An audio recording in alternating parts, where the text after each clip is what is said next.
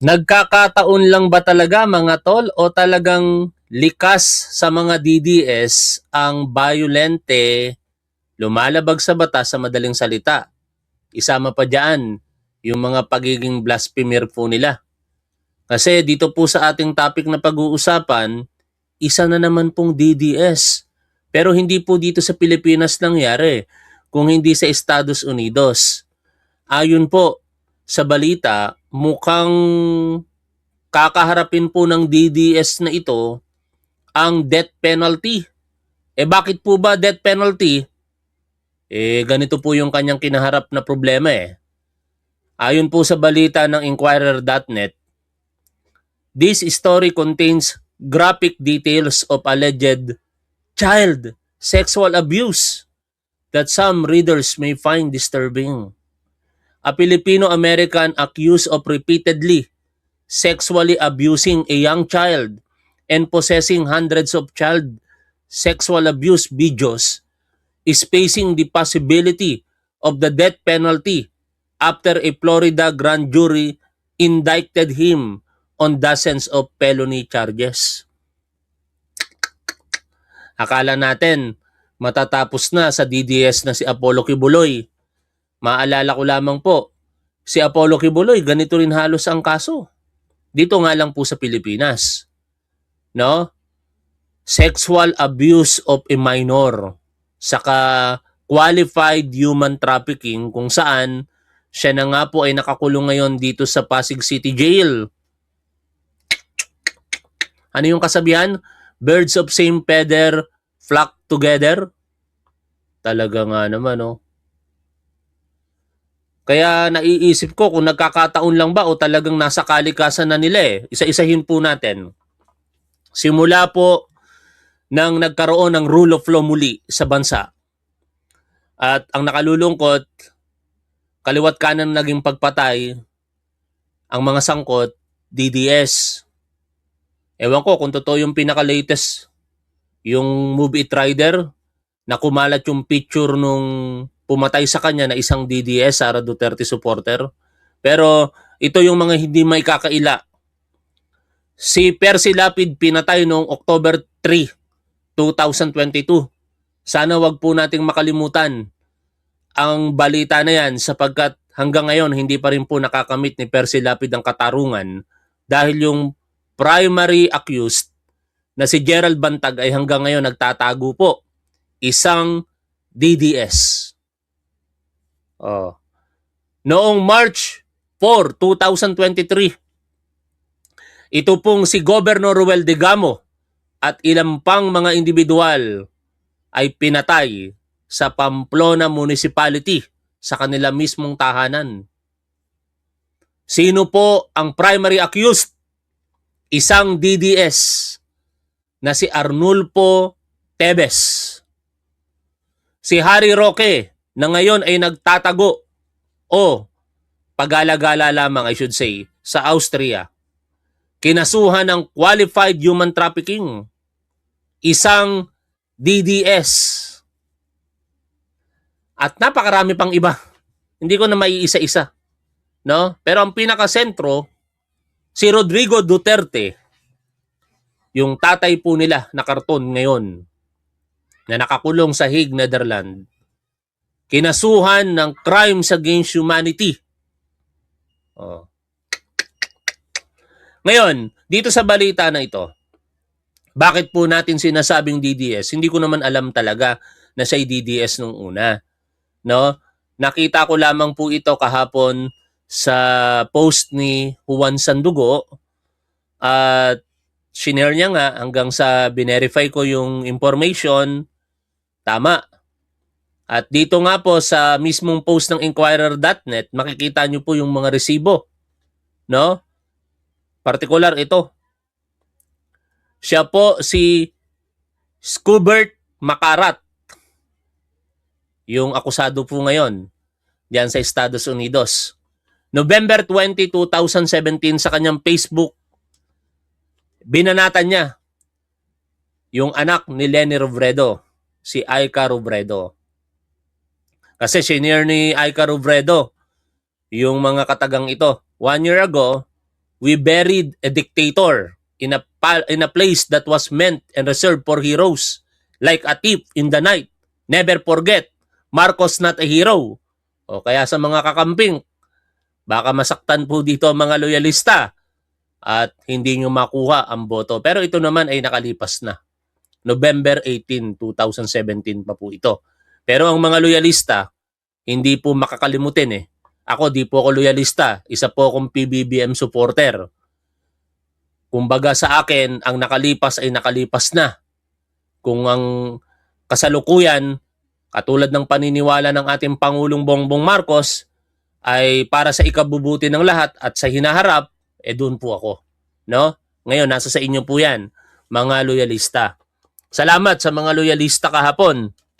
Napakarami nila sa burol ni Mima Alicia. Para tuloy artista, yung mga vlogger doon, kaliwat kanan ng pagpapapicture ng mga loyalista. Salamat po sa inyong suporta, no? Ang daming mga nagpapapicture sa mga vlogger na nandoon. Ito ngayon yung sinabi ng DDS na si Scubert Macarat. Sabi niya, napakalaki ng problema talaga nitong chubby na anak ni Lugaw. Bakit di na lang kayo tung magbigti? Usap violente, isip violente talaga, no, mga tol? Pero pinakita ko lamang po sa inyo ito para ipakita ang ebidensya na siya po'y DDS. At hindi po natin iniimbento lamang na siya po ay isang DDS. Ano po ba yung nilalaman ng partikular ng balita na ito?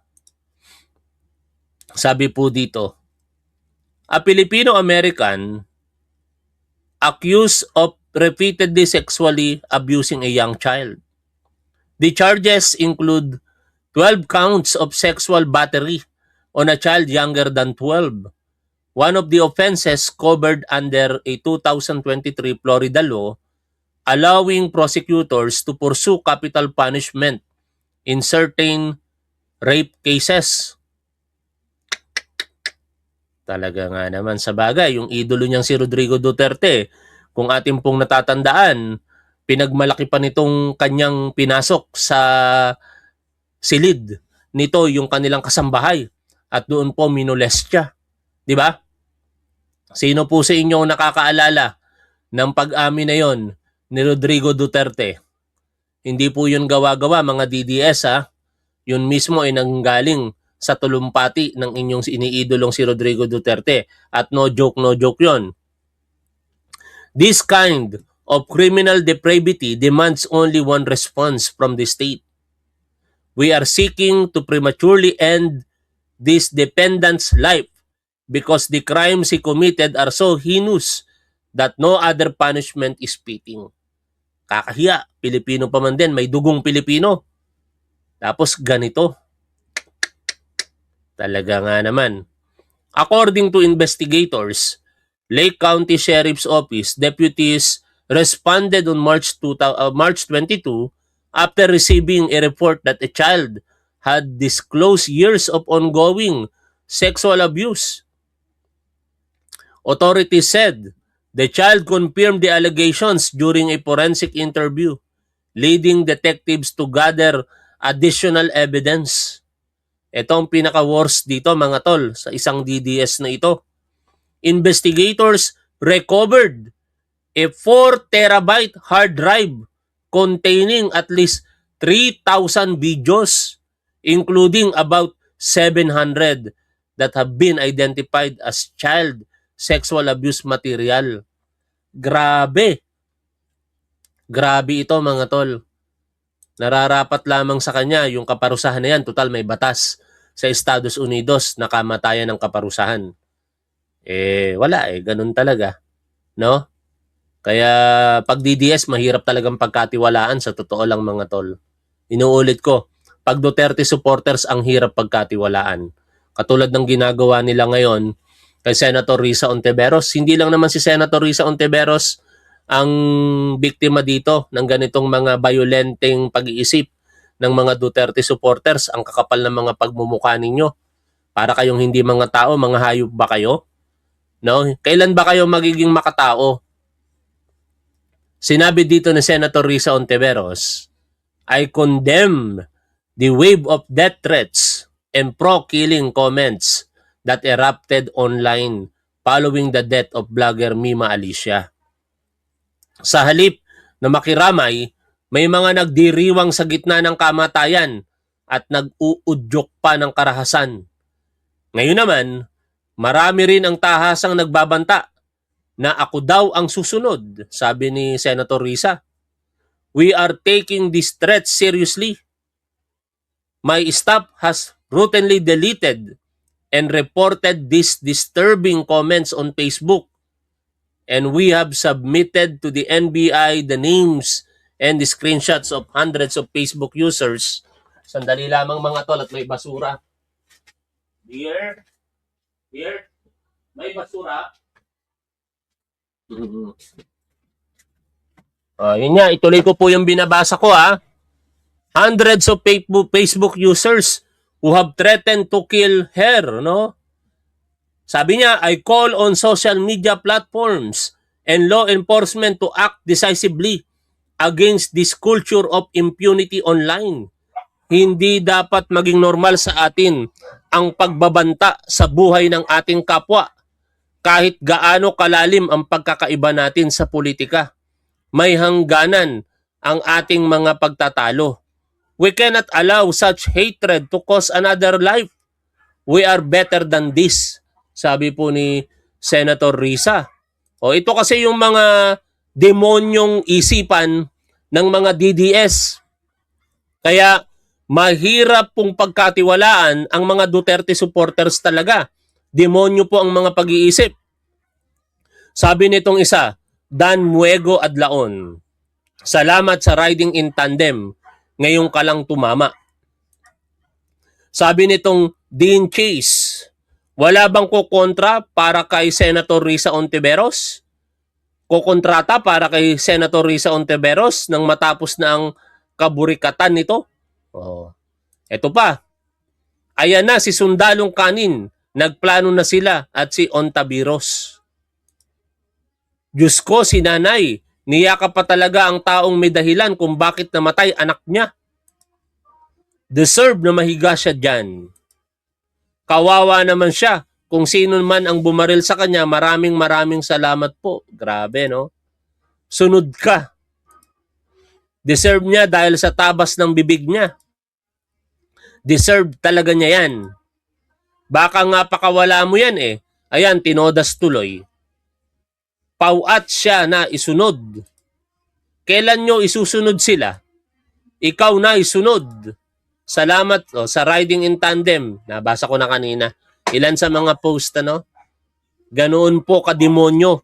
Ito pong mga Duterte supporters, mga tol.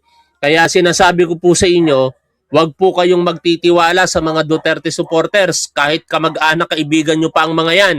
Mahirap po silang pagkatiwalaan sapagkat ang mga kaisipan po nila, hindi na po umiiral yung pagiging kaibigan, pagiging kamag-anak, kung hindi pagiging Duterte supporter po nila.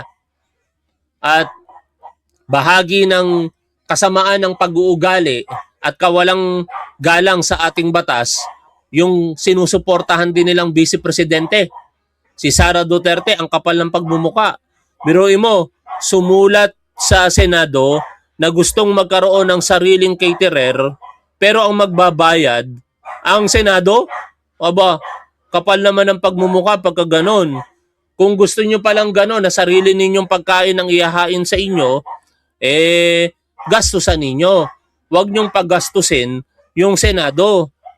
Biruin nyo dito po sa sulat na ito, mga tolo.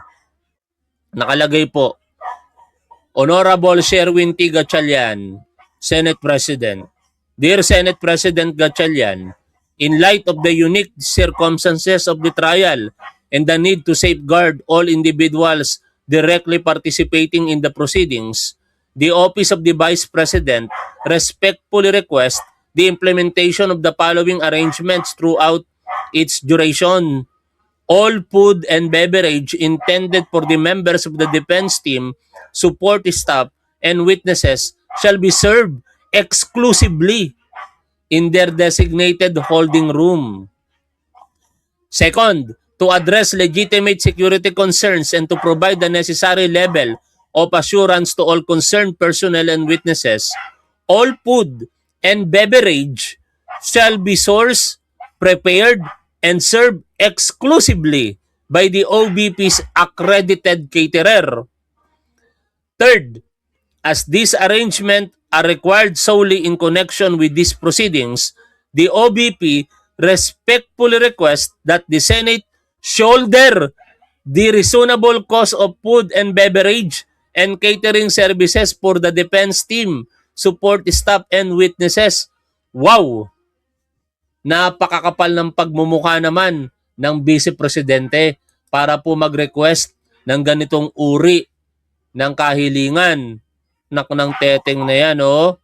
Biruin ninyo, exclusively para sa OBP, tapos gagastusan ng Senate of the Philippines. Ang kapal naman ng pagmumuka. Anyway, talon tayo sa impeachment. Kahapon, itong si Robin Padilla nagpabida o nagpabobo na naman, no? At may reaksyon diyan si Congresswoman Louie Stro. Pakinggan po natin ito, mga tol. Ano po, may problema po ba ang prosecution sa klase ng pagtatanong ng magkapatid na Cayetano? Actually, may example tayo dyan kahapon. Mukhang nasopla kayo ni Senator Judge Pia Cayetano. Ano po? Oh, it's all in a day's work. Parte ng buhay yan. Well, it usually happen in all court proceedings, no? Yun lang, sana nabibigyan ng opportunity both parties, hindi na lang prosecution, to explain, justify, because what I understand, yung pagtatanong ng senator judges, they are supposed to be clarificatory questions, no? To shed light kung saan man merong mga malalabo pa na parte o bahagi ng presentasyon ng ating mga testigo. So, the parties, I think, with all due respect sa kanila, should be given ample opportunity to express, explain, justify their position. No? After all, we're not witnesses. We are prosecutors, party to that case, no? In the same way that the defense, in case meron silang subject matter ng clarificatory question, must be given opportunity also to explain.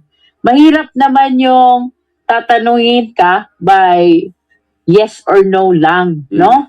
Because we are representing the institution, the House of Representatives. We are representing the people of the Philippines. We really need to be given opportunity to explain. Apo, so do you feel na parang nagsushow ng bias si Senator Judge Pia Cayetano against the prosecution o hindi naman? That is a conclusion of fact, Your Honor. And that's why I'm asking you. Mahirap sagutin yun. Di pagka sinabi niya yun, baka makontempt siya. Senator judges po yun. Mr. Madam Lead Prosecutor.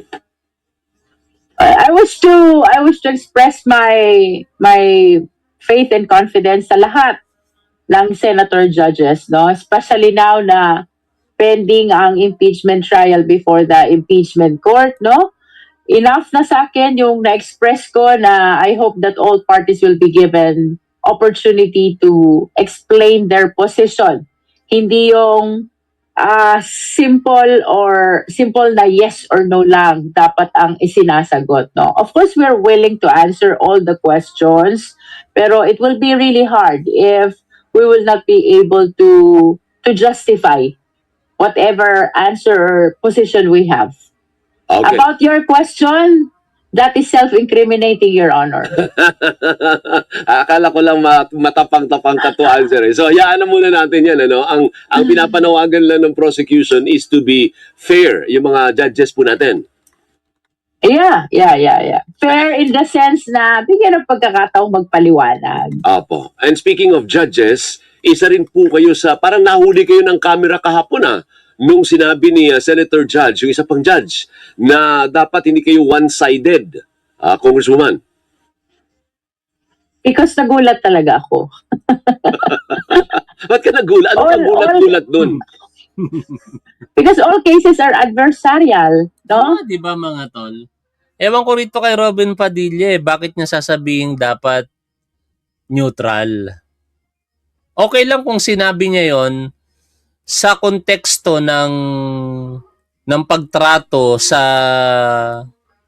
senator judges or senator ng korte, no? Kaugnay ng kinakaharap ni Jinggoy Estrada at saka ni Rodante Marcoleta, which is sa paliwanag niya, ganun yung gusto niyang palabasin, pero inihahambing niya sa nangyayari dito sa impeachment trial, hindi pa pwede. Dapat ang pagsabihan niya, ang Sandigan Bayan, dapat maging neutral, dapat maging fair sila. Hindi itong prosecution sa impeachment court. Dahil pag yan po, ano nang mangyayari? Yung prosecution makikipag-ugnayan sa depensa para lamang maging fair sila sa isa't isa. Hindi talaga pwede yung ganun din naman ang depensa. Adversarial nga sinasabi dito. Naglalaban sila at meron talagang mananalo dyan sa pamamagitan ng mga ebidensya. Merong magkalaban na party. We have the prosecution and the defense, and in all adversarial proceeding, it is naturally anticipated na bias. Bias talaga. We are biased for the prosecution and the defense is biased for the defense because that is our task. Ang prosecution ay may mandato to establish the case, no? So apparently biased kami to our favor. The defense, it is presumed, implied that they are tasked to prove the innocence of the respondent. So biased din sila Tama. to their favor, no? So nakakagulat yung maging one-sided ang prosecution because Napagtatawanan tuloy si Robin Padilla lalo ngayon ang natural situation is we are biased to our side. And mas nakakagulat, Alvin, kung magiging neutral kami. At lalong mas nakakagulat if we will be defending the respondent, no? Because that will be inconsistent to our position. And not only in the impeachment trial, in all court proceeding na may magkalaban, kahit pa nga sa barangayan na level, no?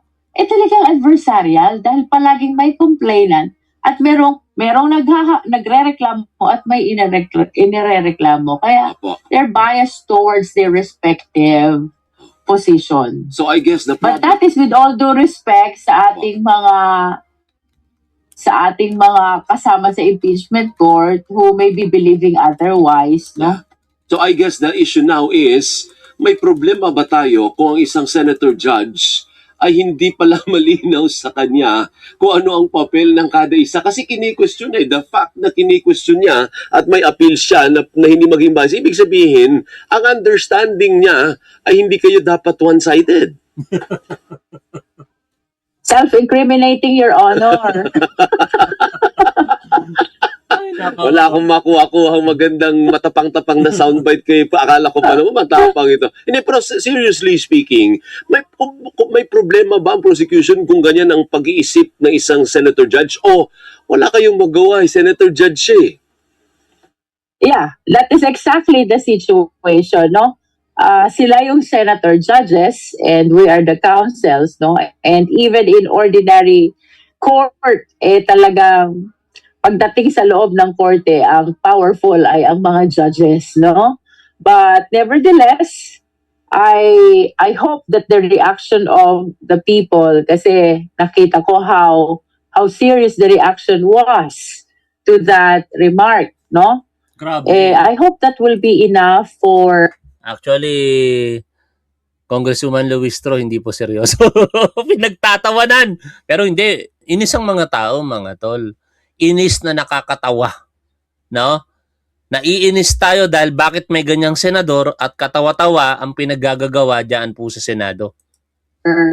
For our senator judges to understand the nature of the impeachment proceeding, no? That we're not supposed to be neutral. It is natural that we are bias. Siguro ang bakang ibig nila sabihin, ma'am, is for you to be fair, no? Baka yun ang Sa bagay, ang mga DDS, ganun talaga ang utak mga tol eh. Sabihin nila, bias ka dyan. Ako nga, palaging biktima ng mga yan eh. Bias ka, top 1. Oh. Di nag-iisip kasi itong mga to.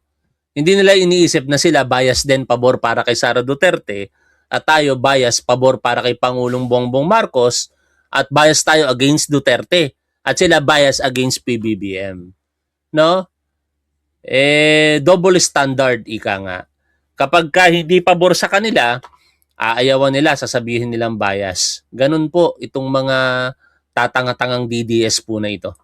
bibigyan natin siya ng benefit of the doubt, baka nagkamali lang ng salitang, yung choice of words, Congresswoman. Well, that would be fair enough to give him the benefit of the doubt, no? If ever meron ditong dapat maging neutral, dapat hindi one-sided, let us remind our beloved countrymen, yun po yung mga senator judges na dapat nasa gitna lang sila, no? For the prosecution and the defense, it is natural that they are biased because they have their respective positions. But for the senator judges, maliwanag po yan, ang mandato is political neutrality. Ibig sabihin, wala kayong kikilingan regardless of your political affiliation. Bigla ako nalungkot mga tol. Bigla ako nalungkot mga tol. Eto sabi ko sa inyo, bigla ako nalungkot eh. Hindi, this is obvious naman kasi. No? At tayo masunurin sa batas. Kaya, may share ko lamang po ito. Kaya kayong mga DDS kayo, no, bago nyo ako punahin dito sa ginagawa ko dito, siguraduhin nyo muna na kaya niyang tumbasan yung ginagawa ko para sa gobyerno, para sa mga kababayan natin Pilipino. Hindi ito ganun kalaki kumpara sa mga malalaking negosyante. Pero, eto, I will be transparent sa inyo. Noong first quarter, ang binayaran kong tax, income tax lang to mga tol income tax plus penalty nasa 7,000. Kasi 5,600 eh. Nagkaroon ng penalty ng mga 2,000. Pero itong second quarter, ngayong second quarter, April, May, June, kaya nalulungkot ako pero kailangan natin eh. Alam nyo ba kung magkano ang babayaran kong tax sa August 15 deadline?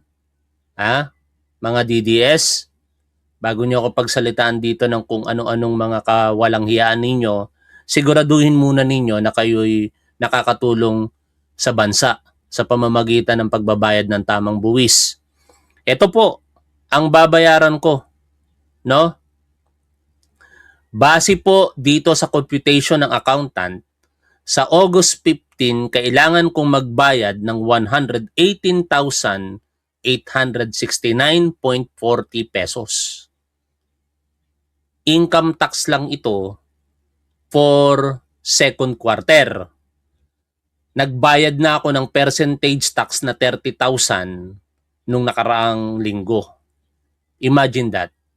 Ang tax na binayaran ko sa gobyerno ay nasa 150,000 from April, May at June. Kaya wag nyo kung pagmamalakihan dito mga tatanga-tangang DDS at kung makapagsalita kayo, parang kayo lang ang may malasakit sa bansa at sa mga kababayan natin Pilipino. Nagpapakatotoo lang ako sa inyo. No? Kasi dapat ganun tayo. At para na rin to sa mga kapwa ko content creator. Huwag niyong intayin habulin kayo ng gobyerno. Ito, payo ko lamang sa mga kapwa ko content creator. Marami sa atin ang kumikita ng tama, mahiya naman po tayo sa mga kababayan po natin na fix ang sinasahod pero hindi makalusot sa tax ng gobyerno. Tayo dapat magkusa. Ito, pwede ko tong hindi mabayaran eh. Kaso lang yung probabilidad na ako'y habulin ng gobyerno eventually, malaking problema sa akin yun. Ayoko namang makulong ako dahil sa katangahan ko o dahil sa kagahamanan ko. Kaya para Inuulit ko, sa lahat ng mga content creator, magbayad po tayo ng tamang buwis. Hindi katwiran na may mga magnanakaw sa gobyerno. Hindi po natin dapat ikatwiran yan. Hindi rin natin dapat ikatwiran na binabawasan na po tayo ng tax sa United States. Iba po yon. Alam nyo ba kung magkano po ang tax ko sa United States ngayon? Pinost ko po yan kanina lamang sa aking Facebook. At ito po yung tax ko sa United States para lamang sa buwan po ng July. Magkano po yon? $1,177. Bakit lumaki ng ganito yung mga binabayaran kong tax? Salamat po sa inyo mga tol.